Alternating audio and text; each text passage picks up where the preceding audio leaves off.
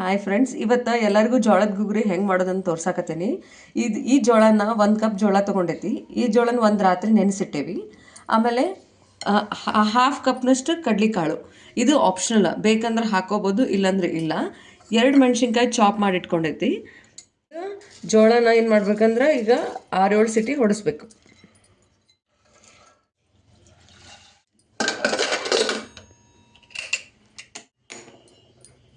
ನಂತ ಒಗ್ಗರಣೆ ಮಾಡ್ಕೊಳ್ಳೋಣಂತ.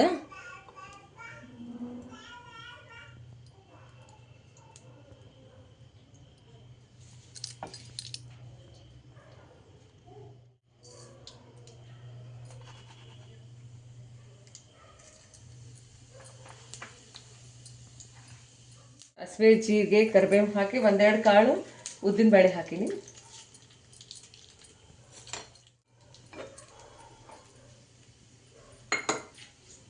ಹೆಚ್ಚಿಟ್ಕೊಂಡ ಮೆಣಸಿನ್ಕಾಯಿ,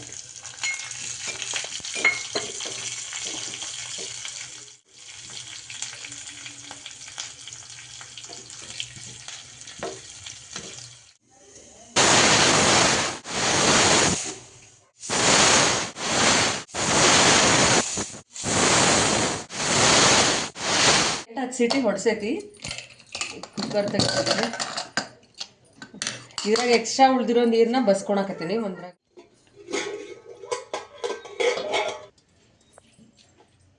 ಈ ಕುಕ್ಕರ್ನಾಗಿರೋ ಎಕ್ಸ್ಟ್ರಾ ನೀರನ್ನೆಲ್ಲ ಬಸ್ಕೊಂಡೇನಿ. ಮಾಡಿಟ್ಕೊಂಡಿರೋ ಒಗ್ಗರಣೆಗೆ ಸಿಟಿ ಹೊಡ್ಸಿದ ಜೋಳ ಮತ್ತು ಕಡ್ಲಿಕಾಳು ಹಾಕಕತ್ತೀನಿ. 1 ನಿಮಿಷ ಕೈ ಆಡಿಸಿ.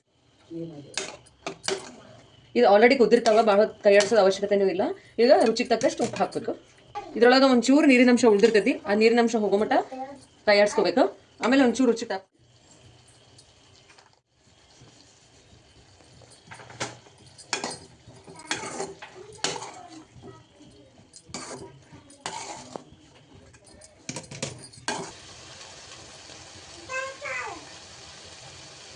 ಈಗ ನಾವು ಮಾಡಿದ್ದು ಜೋಳದ ಗುಗ್ರಿ ರೆಡಿ ಆಗೈತಿ. ಆಮೇಲೆ ಆಗಲೇ ಜೋಳ ಏನು ಸಿಟಿ ಹೊಡ್ಸ್ಕೊಂಡ್ವಲ್ಲ, ಅದ್ರದ್ದು ಬಸ್ಕೊಂಡಿದ್ದು ನೀರಿದು.